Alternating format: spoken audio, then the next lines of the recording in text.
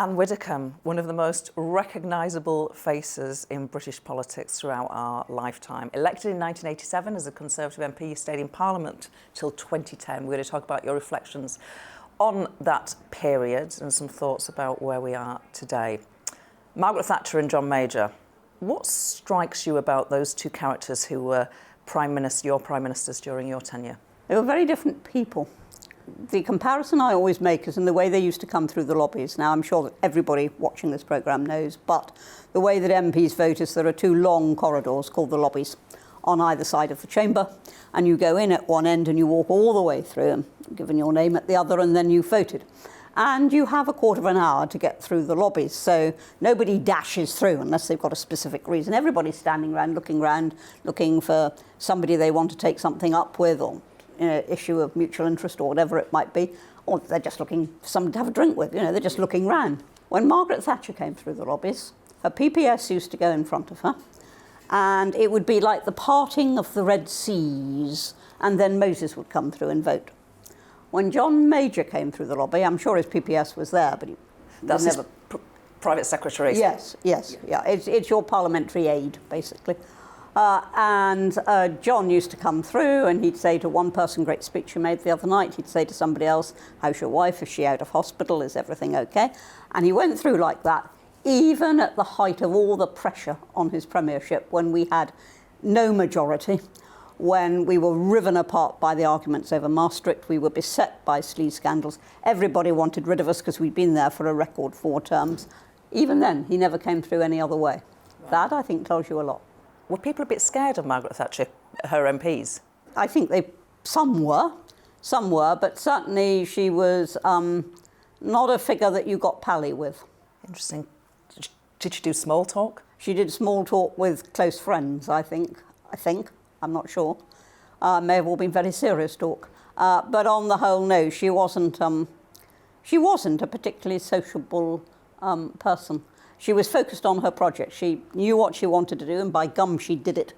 And that was what she was focused on. So you left the Conservative Party after all that service in 2019. 55 years I'd been a member of the Conservative Party. I joined at 16 as a young Conservative. Why on earth did you leave? Anybody who can recall those awful years when we'd had the referendum, but nobody really wanted to actually put the result into practice, and then we had the absolutely hopeless premiership of Theresa May. I suddenly thought, hang on, this is, as it then was, 2019.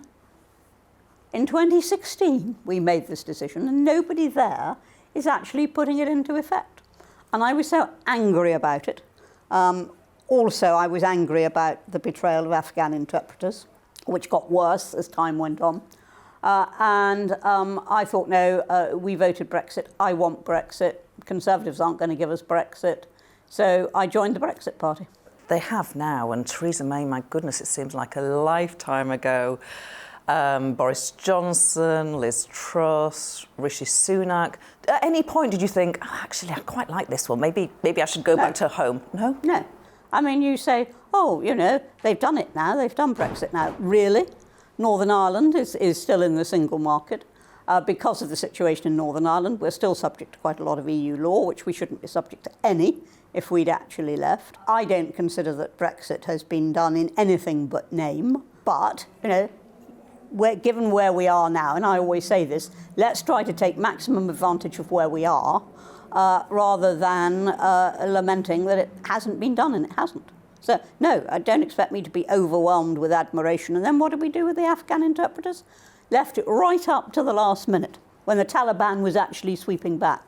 Then had a chaotic attempt at a rescue, which we should have been doing over years, literally. Chaotic attempt at a rescue, left so many behind. Some of them fled into Pakistan, from which we have not taken them. And it was a total betrayal. They put their lives on the line for Britain, and we said, not interested. We didn't use those words, but that was our attitude. You were in Parliament, obviously, in 1997. You've talked about John Major's difficulty as Premier. Yeah. The writing was on the wall. Absolutely. We all knew that, yeah. Any parallels with what's happening today? Do you think the writing is on the wall that a I mean, Labour it's government ludicrous, isn't it? I mean, John Major had a tiny little majority, you know, which gradually, over time, with the attrition caused by deaths and by-elections, went down to, you know, about 2. He had a minuscule majority, and Boris came in with a majority of 88. And most of that majority is still there. It's been slightly reduced. Most of it's still there. This is a government which should be able to do anything it wants to do, and it's hopeless.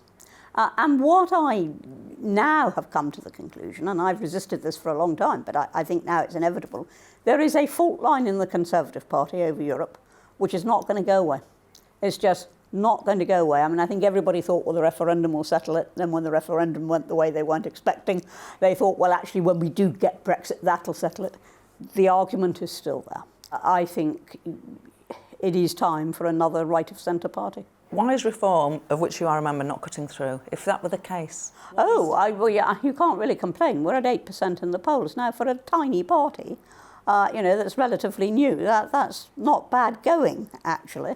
And I think by the time we have proper policies in place, and that always takes time, you don't do that on the hoof, by the time we have proper policies in place, which will be well before the next election, added to the fact that unlike the Brexit Party, we are standing in every single seat except Northern Ireland.